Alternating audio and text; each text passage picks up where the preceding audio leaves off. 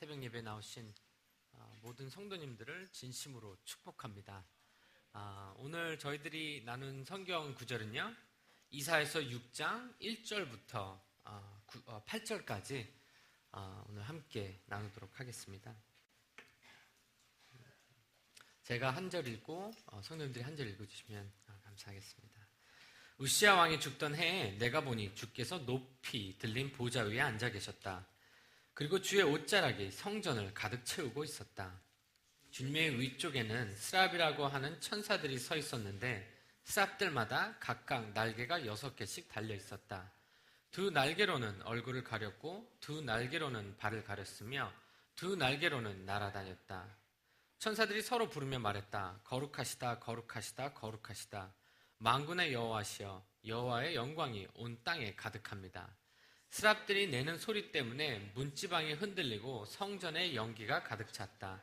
내가 말했다. 재앙이 내게 닥쳤구나. 나는 망하게 되었구나. 나의 입술이 더러운 사람이요, 또 입술이 더러운 백성들 가운데 사는데 이런 내가 왕이신 만군의 여호와를 내 눈으로 직접 배웠구나.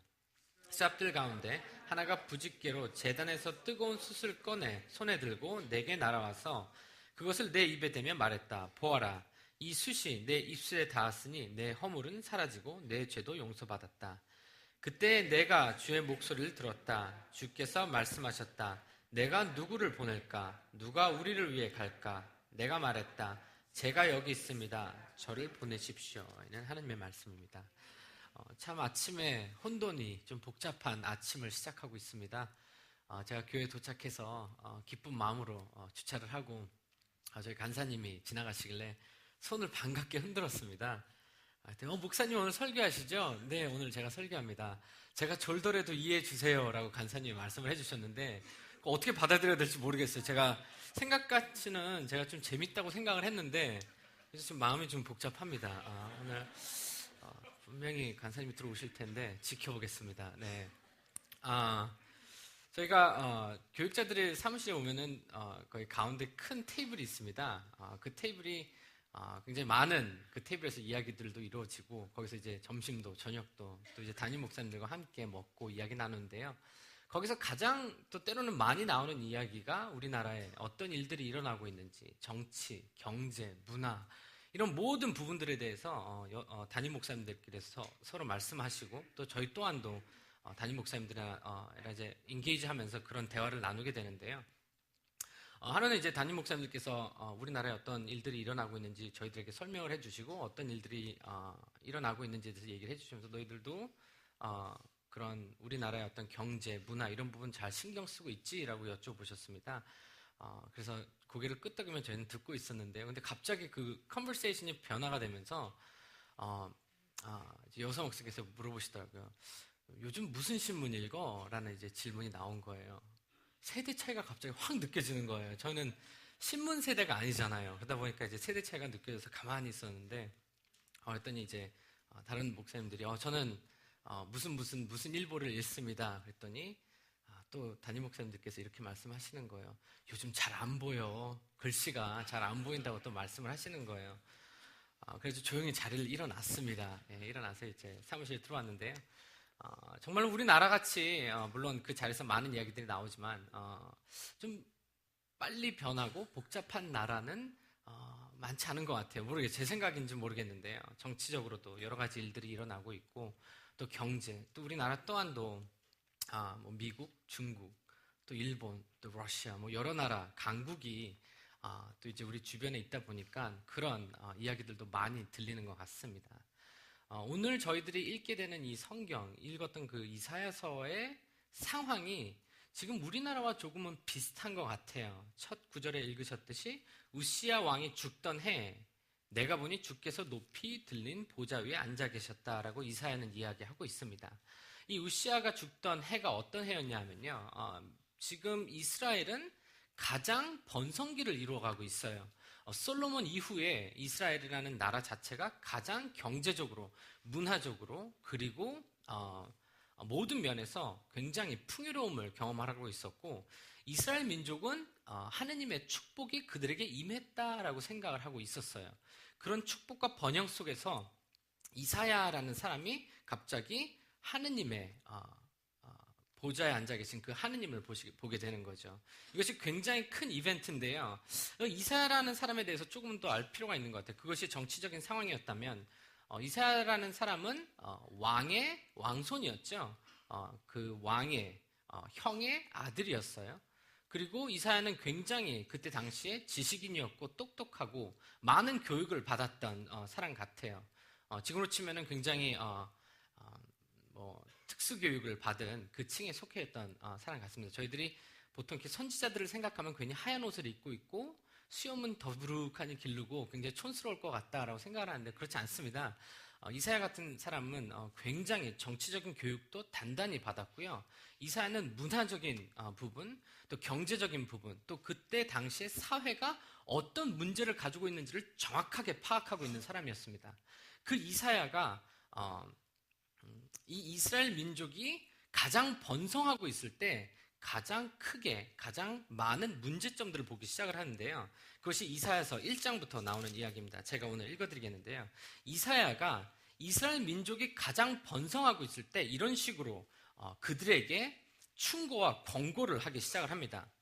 그들의 땅에는 우상이 가득하고 백성은 자기 손으로 만든 우상에게 절하며 그것을 섬기고 있다. 사람마다 모두 천하고 낮아졌으니 주님 그들을 용서하지 마십시오.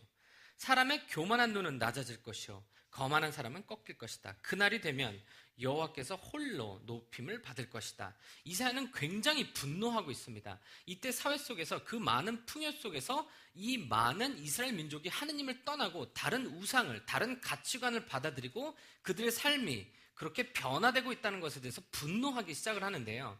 그때 이사야가 봤던 것은 그 경제적인 풍요 속에서 사람들이 특히 여성들이 어떤 모습으로 변해가는지를 정확하게 인지하고 있었던 것 같아요. 나라가 사치를 하기 시작할 때는요. 여성의 변화가 가장 크대요. 물론 프랑스에서 마리 앙뚜아네트라는 그 공주 또한도 그런 모습을 보였었는데요. 이스라엘에서 이런 문제들이 일어나고 있을 때 이사야는 이스라엘에 있는 여자들에게 또한 이렇게 이야기하고 있습니다.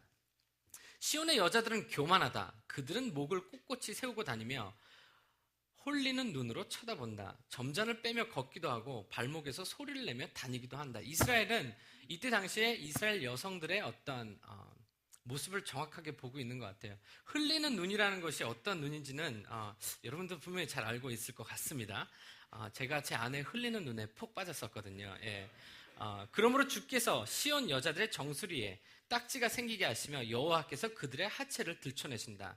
그때가 되면 주께서 그들의 모든 장식품 곧 발목 장식과 머리띠와 달 모양 목걸이와 귀고리와 팔찌와 면사포와 머리덮개와 발찌와 허리띠와 향수병과 부적과 반지와 코고리와 고운 옷과 겉옷과 목도리와 지갑과 여러분들 핸드백 많이 좋아하시죠? 이사야가 지금 이 이스라엘 여성들에게 그때 당시에도 핸드백이 문제였던 것 같아요. 지갑을 가지고 다니는 이 여성들에게 이런 얘기를 하고 있는데요.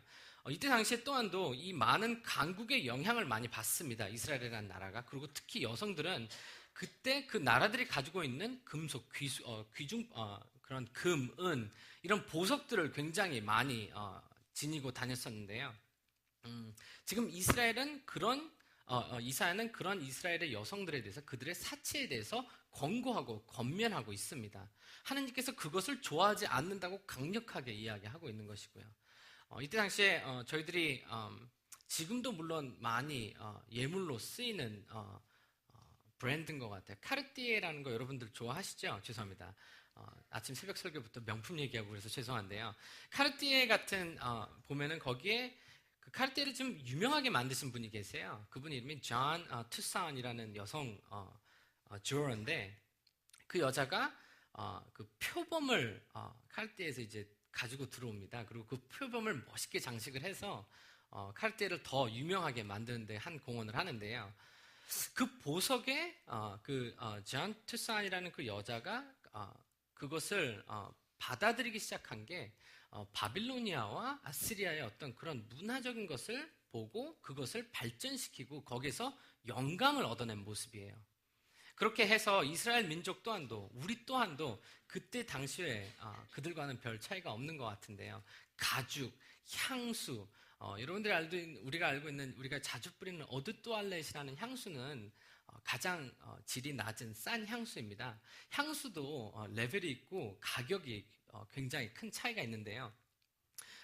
오일이 많이 들어간 향수일수록 비싸요. 그리고 저희들이 요즘 많이 뿌리는 그런 오드또일렛 이런 것은 비싼 향수에 속하지 않는데요. 이때 당시에 향수라고 생각하시면요, 굉장히 고가의 향수라고 생각하시면 될 것 같습니다. 지금처럼 크리스천 클라이브 이런 굉장히 고가의 비싼 브랜드의 향수들이 이때에도 굉장히 유행하고 있었고요. 여성들은 특히 화장, 향수, 장식품, 가방, 지갑 이 모든 것에 굉장히 열을 올리고 있었습니다. 그리고 이사야는 이렇게 사치로 변해가고 있는 이스라엘 민족에게 권면을 하기 시작을 하고요. 그리고 이사야는 거기서 끝나는 것이 아니라 사회 속에서 어떤 일들이 일어나고 있는지를 정확하게 이해하고 있었고요. 그것을 하나둘씩 끄집어내고 있는데요. 그것이 이사야서 5장에 나오는 이야기입니다. 이사야가 그때 당시에 사회에게 이렇게 부르짖기 시작을 합니다. 오호라, 다른 사람의 집과 밭을 차지할 수 없도록 집에 집을 더하고 밭에 밭을 더하여 이 땅 가운데 홀로 살려고 하는 너희들에게 재앙이 닥칠 것이다. 이사야는 이때 당시에 부동산 투기하는 사람들에게 굉장히 분노하기 시작을 합니다. 왜냐하면 그들의 행동이 결국에는 가난한 사람들을 밀어내고 그들의 부를 축적하는 그런 모습이었기 때문에 이사야는 분노하기 시작을 하고 거기에 대해서 하느님의 분노가, 저주가 쏟아진다라고 이야기를 하고 있습니다. 그리고 오호라, 아침에 일어나 독한 술을 찾는 사람과 밤늦도록 포도주에 취한 사람에게는 재앙이 닥칠 것이다. 그들은 잔치를 베풀어 수금과 비파와 소고와 피리를 연주하며 포도주를 마시지만 여호와께서 이루시는 일에는 관심이 없고 주께서 하시는 일도 거들떠보지 않는다. 이사야는 이때 당시에 문화 속에 너무나도 빠져있던 사람들에게 분노하기 시작합니다. 음악과 모든 이런 문화적인 것에 빠져있는 사람들에게 하느님께서 결코 그들의 그런 행위를 가만히 두시지 않을 것이다 라고 하고 분노하기 시작을 합니다. 그리고 오호라, 거짓의 줄로 죄악을 끌어당기며 수레줄을 끌듯이 죄를 잡아당기는 사람에게 재앙이 닥칠 것이다. 그들은 이스라엘의 거룩하신 분을 비웃기까지 한다. 오호라, 악한 것을 선하다 하고 선한 것을 악하다고 하는 사람들에게 재앙이 닥친다.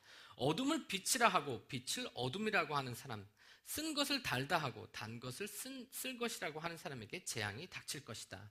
또한 이사야는 이때 당시에 법조계, 변호사, 검사, 이 많은 법에 있는 사람들 또한도 이사야는 하느님의 권고와 권면이 떨어질 것이고 저주가 떨어질 것이라고 이야기를 하고 있습니다. 왜냐하면 이때 당시에 이 풍요 속에서 많은 부패 속에서 가장 주도적으로 움직이고 있던 사람들에게 하느님의 심판이 내릴 것이라고 강력하게 이야기를 하고 있습니다. 그리고 오호라, 스스로 지혜롭다 하고 스스로 똑똑하다고 하는 사람에게 재앙이 닥칠 것이다. 그때 당시에 교육에 담고 있었던 사람들, 그런 사람들에게 또한도 재앙이 닥칠 것이라고 이사야는 울부짖기 시작을 합니다. 왜냐하면 그들의 잘못된 교육이 결국에는 이스라엘 민족을 하느님에게서 떠나게 했다라는 그 모습 때문에 이사야는 그들에게 또한도 하느님의 진노와 심판이 떨어질 것이다 라고 이야기를 하고 있습니다. 그리고 정치인들에 대해서도 이렇게 이야기를 합니다. 그들은 뇌물을 받고 악인을 의롭다 하며 의로운 사람들을 공평하게 재판하지 않는다. 이렇듯이 이사야는 이때 당시에 사회 전반적으로 펼쳐져 있었던 부정, 부패, 이 모든 것에 분노를 하기 시작을 하고 이 젊은 정치가, 이 젊은 가장 훌륭한 교육을 받고 가장 똑똑했던 이 이사야는 그 사회에 대한 많은 하느님의 심판과 분노를 표출하기 시작을 합니다. 그것이 이사야의 모습이었습니다. 굉장히 젊고 강하고 그때 당시에 사회를 정확하게 이해하고 있었고 어떻게 변화시켜야 되는지 또한도 정확하게 이해하고 있었던 이사야였습니다. 저와 비슷하지 않나라는 생각을 해봤습니다. 죄송합니다. 그런 이사야의 삶 속에 어느덧 굉장히 큰 사건이 생깁니다. 이 사건을 통해서 이사야의 삶은 180도 변하게 되는데요. 그것이 오늘 저희들이 읽었던 이사야가 하느님을 만나게 되는 그 장면입니다. 우시야가 죽던 해에 내가 보니 주께서 높이 들린 보좌 위에 앉아 계셨다. 그리고 주의 옷자락이 성전을 가득 채우고 있었다. 주님의 위쪽에는 스랍이라고 하는 천사들이 서 있었는데 스랍들마다 각각 날개가 6개씩 달려 있었다. 두 날개로는 얼굴을 가렸고 두 날개로는 발을 가렸으며 두 날개로는 날아다녔다. 천사들이 서로 부르며 말했다. 거룩하시다, 거룩하시다, 거룩하시다. 만군의 여호와시여, 여호와의 영광이 온 땅에 가득합니다. 스랍들이 내는 소리 때문에 문지방이 흔들리고 성전에 연기가 가득 찼다. 지금 이사야는 그 보좌에 앉아 계신 하느님을 보기 시작을 하고요. 그 하느님의 보좌 위에 날아다니는 스랍이라는 천사들을 보기 시작을 합니다. 우리들이 르네상스에 대한 어떤 문화적인 사건 이후에 우리들은 천사를 생각하면 라파엘의 그 시스터 마도나, 그 마리아의 그 상 밑에 있는 그 이렇게 턱 괴고 있는 아기 천사 있잖아요. 날개 조그만 그런 천사들을 많이 생각하는 것 같아요. 아니면 그 천사의 그림이 요즘은 커피를 들고 있거나 빵을 들고 있는 모습으로 많이 변하고 있는데요. 그 천사들을 생각하는 것 같아요. 아니면은 그 날개 달린 천사가 사랑의 큐피트 화살을 날리는, 어떻게 보면 그리스 신화와 이렇게 접목된 천사들을 생각하는데요. 그것은 성경적인 천사의 모습이 아닙니다. 스랍이라는 헬라의 표현은요, 스랍이라는 이 히브리적인 표현은요, 불이라는 뜻이에요. 그리고 하느님의 보좌 앞에 감히 이 천사들은 날아다니지 못합니다. 6가의 날개로 얼굴을 가리고요. 그리고 발을 가리고 있습니다. 그것은 그 하느님의 거룩함을 천사조차도 쳐다보지 못하기 때문에 얼굴을 가리고 있는 거고요. 성경에서 발을 가리고 있다 하면요, 겸손함을 나타내고 있는 거예요. 그리고 이 천사들은 하느님의 보좌를 날아다니면서 거룩하시도다, 거룩하시도다, 거룩하시도다 라고 외치고 있습니다. 우리는 하느님의 성품 중에 사랑이 가장 중요하다라고 이야기를 하고 있습니다. 성경은 그렇게 이야기하지 않습니다. 하느님의 거룩이 사랑보다 훨씬 성경에는 더 많이 기록되어 있고요. 이 거룩이라는 단어가 훨씬 더 많이 성경에는 표현이 되어 있습니다. 어느덧 우리는 거룩을 잊어버린 기독교 크리스천리티를 배우고 있는 것 같습니다. 이 천사들은 이렇게 이 하느님의 보좌 위를 날아다니면서 거룩하시도다라고 외치고 있습니다. 여러 가지 우리 단어에도 언어에도 표현이 있는 것 같아요. 저희 한국말의 표현은요, 어떤 것을 강조하기 위해서 이렇게 표현을 하시는 것 같아요. 저희 할머니, 할아버님들이 이렇게 표현을 많이 하셨었는데요. 파랑색을, 파랗다, 진짜 파란색을 이야기할 때 파래라고 이야기를 하시는 것 같아요. 그리고 빨개라고 이야기를 하시고 굉장히 이렇게 길게 이야기를 하시잖아요. 먼 곳에 있으면 저기가 아니라 저기라고 이야기를 하시고요. 맞나요? 이 히브리 말은요, 굉장히 틀립니다. 어떤 단어를 강조하기 위해서 반복을 써요. 거룩하시다는 것, 그러니까 하느님께서 거룩하시다는 것이 거룩하시다는 것을 표현하기 위해서 그것을 반복적으로 표현합니다. 거룩, 거룩, 거룩이라고 표현을 하고 있는 거예요. 그렇듯이 하느님이라는 존재는 우리가 생각하는 그런 존재가 아니라 그것을 뛰어넘은, 우리가 생각하는 거룩의 모습이 아니라 그것과는 상상도 할 수 없는 그런 다른 존재라는 것을 이렇게 이야기를 하고 있습니다. 그리고 이 천사들은 하느님의 그 거룩을 이렇게 이야기하고 있는 것입니다. 여러분들은 어떻게 생각하실지 모르겠어요. 죄송합니다. 제가 제 아내를 굉장히 사랑합니다. 제 아내가 올리비아 하스에 닮았다고 말씀드렸는데요. 제 아내가 너무 당황해해요. 저 때문에 요즘. 제 눈에는 그렇습니다. 제 눈에는 제 아내가 올리비아 하스 같은데요. 제가 그 아내에 대해서 이야기를 할 때 저에게는 그 기쁨이 생겨요. 그것을 남에게 나눌 때 저에게는 생각지도 못하는 그런 기쁨들이 생깁니다. 왜냐하면 나눌 수 있다는 거예요. 내가 좋아하는 것을 다른 누군가에게 이야기한다는 것이 저에게는 더 큰 기쁨으로 다가온다는 것이죠. 우리는 많은 것을 좋아합니다. 자동차를 좋아하시는 분들이 있으세요? 그러면은 제가 미국에 있을 때 굉장히 비싼 좋은 스포츠카를 모시는 분이 저한테 전화가 오셨어요. 나오라고, 새벽에. 그래서 너무 당황을 한 거예요. 지금 새벽 1시 반이 넘었는데 왜 나오라고 그러는지. 나갔더니 굉장히 좋은 차를 사셨어요. 그리고 저를 태우고 휴스턴의 웨스트하이머라는 길이 있는데 거기를 엄청난 속도로 달리는 거예요. 어때? 좋지? 막 저는 의자를 잡고 막 죽기 싫어가지고 막 형 그만해요 막 이러고 막 이제 의자를 잡고 있는데 그 형은 그게 너무나도 기쁜 거예요. 그리고 그걸 저와 나눌 수 있다는 것에 대해서 그 형은 더 큰 기쁨을 느끼고 있는 거예요. 제 아내가 저에 대해서 이야기를 할 때 제 표정을 봐요. 제가 제 아내를 너무 기뻐해요. 물론 제가 훌륭한 것도 있겠지만 죄송합니다. 제가 오늘 왜 이런지 모르겠는데 근데 저 좀 원래 그런데요. 제 아내가 제 아내는 제가 커넌 페럴을 닮았다고 생각을 해요. 죄송합니다. 아침부터 그 헐리우드 스타를 닮았다고 생각을 하는데 제 아내가 제 아내 친구들에게 저에 대해서 이야기를 할 때 얼굴이 빛이 나요. 너무 좋아하는 거예요. 왜냐하면 저에 대해서 이야기를 하면서 제 아내는 그 기쁨을 경험하고 있는 거예요. 여러분, 이 천사들도요, 하느님의 보좌를 날아다니면서 거룩하시도다, 거룩하시도다, 거룩하시도다 라고 찬양을 하고 있을 때요, 그들의 마음속에는 더 큰 기쁨이 주어지고 있는 거예요. 그렇듯이 이 천사들은 하느님을 경배하고 있고, 이 이사야는 처음으로 그 하느님의 보좌에 앉아 계신 하느님과 그 거룩을 경험을 하게 됩니다. 그리고 나서 이사야의 삶이 180도 변하게 되는데요, 그것이 바로 그 다음 구절부터 나오는 이야기입니다. 내가 말했다. 재앙이 닥쳤구나. 나는 망하게 되었구나. 나는 입술이 더러운 사람이요 또 입술이 더러운 백성 가운데서 사는데 이런 내가 왕이신 만군의 여호와를 내 눈으로 직접 보았구나. 예전의 모습과 좀 틀리지 않나요? 그렇게 다른 사회를 정죄하고 사람들을 정죄하고 사치를 정죄하고 사회적인 문제를 정죄하던 그가 하느님의 거룩을 맞닥뜨리자 그가 내린 결론은 내가 망하게 되었구나라는 결론입니다, 여러분.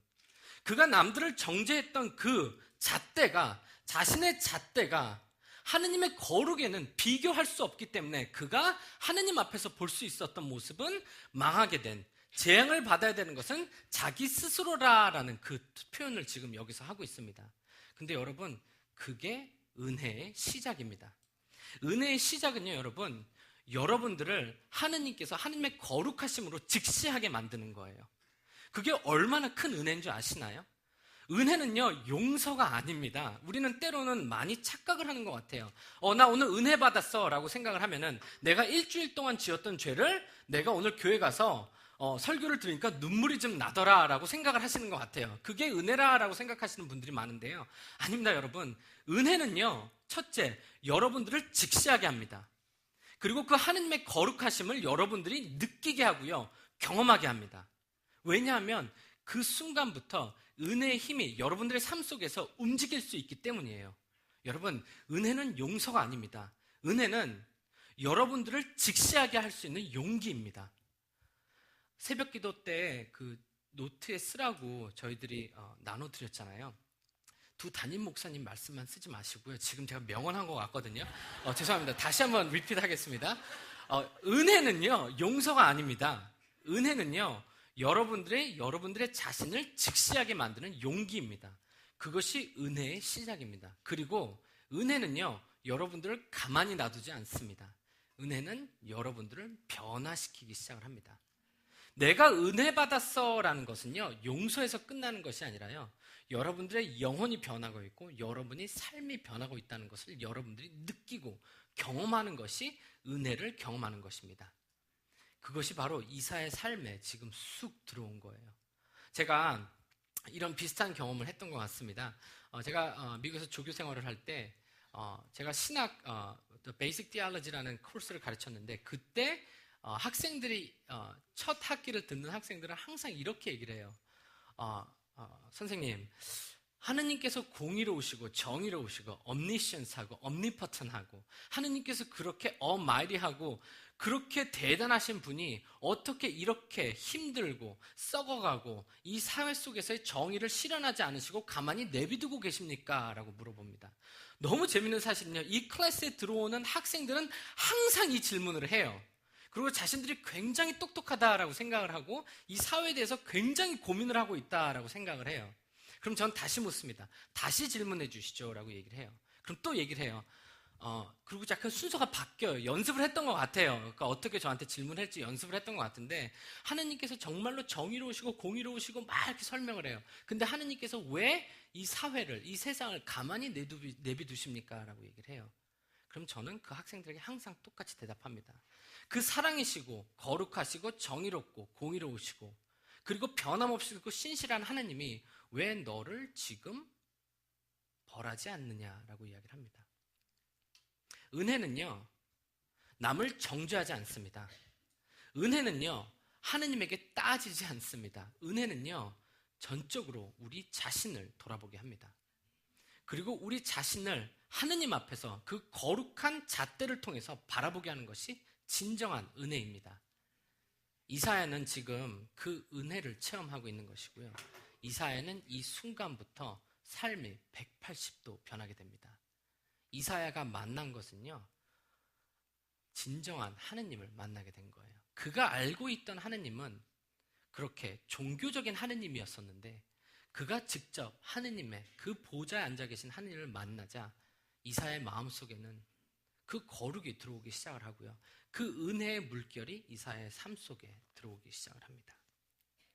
그리고 스랍들 가운데 하나가 부집개로 제단에서 뜨거운 숯을 꺼내 내 손에 들고 내게 날아와서 그것을 내 입에 대며 말했다. 보아라, 이 숯이 내 입술에도 닿았으니 내 허물은 사라지고 내 죄는 용서받았다.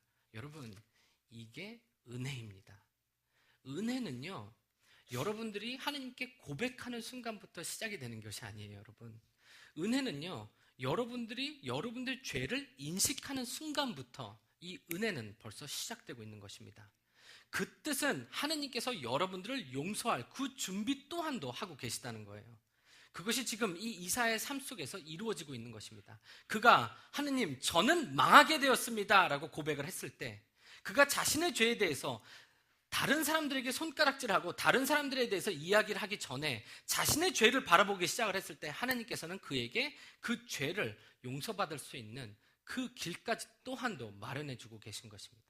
그것이 은혜입니다.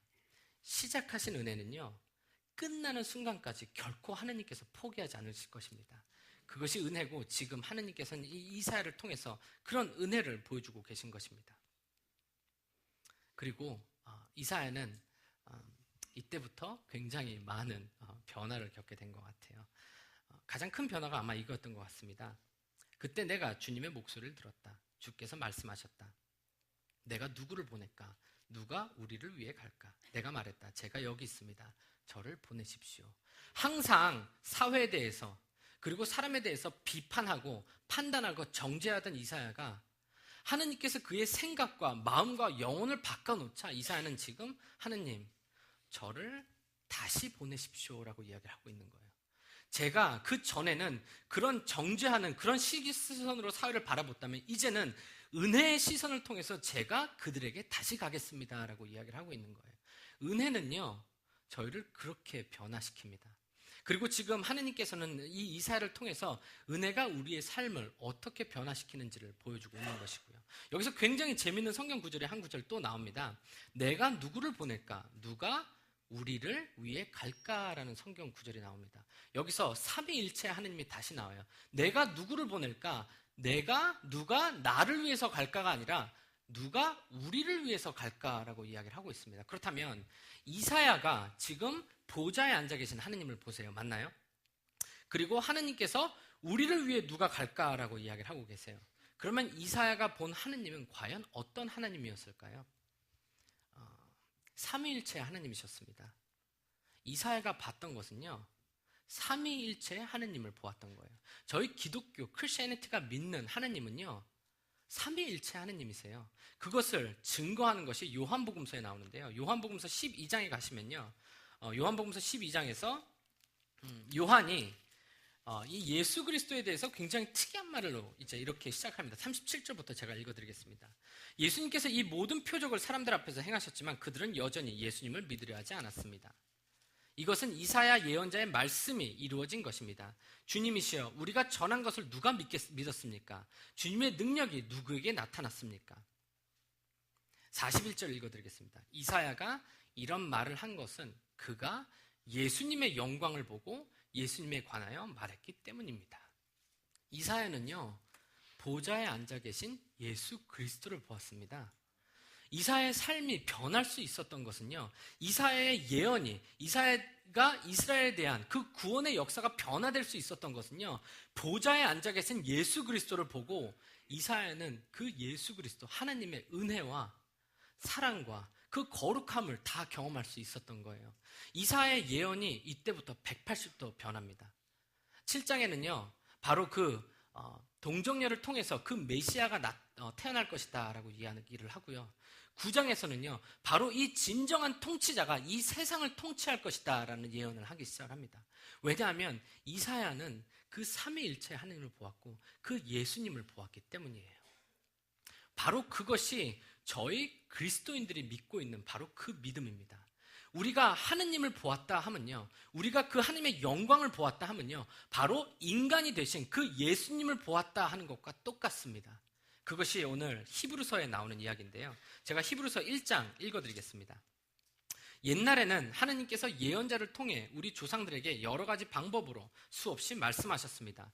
그러나 이제 마지막 때에는 하느님께서 그의 아들을 통하여 우리에게 말씀하셨습니다. 하느님께서는 그의 아들을 상속자로 삼으시고 그를 통해 세상을 창조하셨습니다. 그 아들은 하느님의 영광을 나타내며 하느님의 본성을 그대로 보여줍니다. 능력이 있는 말씀으로 만물을 붙드시고 사람들의 죄를 깨끗하게 하시는 그분은 하늘에 계신 위대하신 하느님의 오른편에 앉아 계십니다. 이사야는 그 예수님을 보았습니다. 그리고 그 예수님을 여러분들이 보고 그 예수님의 은혜를 여러분들이 쫓아갈 때 여러분들은 바로 그 삶의 변화를 경험하실 수 있는 것입니다. 저희가 지금 여러분들이 나눠드리고 있는 이 과일, 이 열매, 여기에 하나라도 예수님의 인성과 성품이 없는 곳이 있나요? 사랑, 절제, 인내, 희락, 충성, 온유, 자비, 화평, 이 모든 것들은 바로 우리가 예수님을 바라볼 때 이것들이 우리의 삶 속에서 움직일 수 있는 것입니다. 그것이 은혜라는 것입니다. 은혜는요, 여러분들이 할 수 있는 일들이 아니에요. 그래서 하느님께서 저희들에게 성령님을 주셔서 저희가 하루하루 하느님의 이 거룩하신 성품을 따라갈 수 있게끔 저희를 변화시켜주는 하느님의 기적입니다. 그 기적을 여러분들이 경험하시는 그런 2014년이 되기를 기도하겠습니다. 그리고 여러분들이 그 하느님을 만나시고 그 예수님을 만나실 때 여러분들의 삶은 분명히 그 예수 그리스도의 모습으로 변하시게 되실 것입니다. 기도하시겠습니다.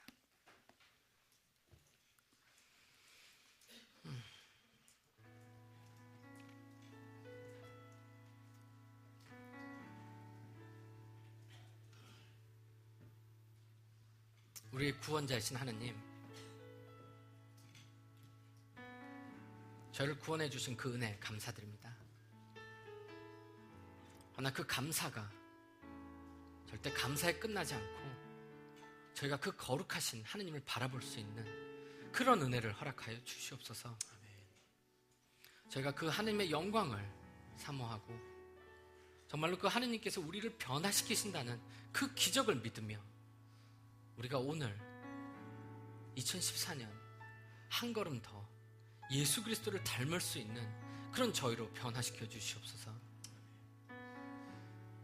이사야가 보았던 그 하느님을 볼 수 있게 하여 주시옵소서. 저희가 조종할 수 있는 하느님이 아니라 보좌 위에 앉아 계셔서 이 세상을, 이 우주를 관리하시는 그 하느님이심을 볼 수 있게 하여 주시옵소서. 그 영광, 그 무게를 느낄 수 있게 하여 주시옵고 그 하느님을 찬양할 수 있게 하여 주시옵소서. 그리고 그 찬양이 우리에게는 진정한 기쁨으로 다가올 수 있게 하여 주시옵소서.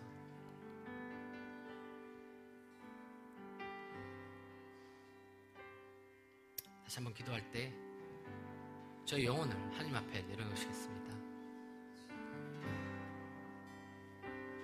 남을 정죄하는 그 입이 아니라 남들을 판단하는 나의 얄팍한 판단이 아니라 오직 하느님의 거룩함을 바라보며 저의 믿음 생활을 할 수 있는 그런 은혜를 달라 기도해 보시겠습니다. 그리고 저희가 그 하느님을 바라고 그 하느님의 거룩함을 사모함으로 인해 더 큰 기적인 저의 영혼이 변화되는 그런 2014년을 하느님께서 허락해달라 다 함께 기도하시겠습니다. 사랑하신 하느님, 저의 영혼을 하나님을 닮을 수 있는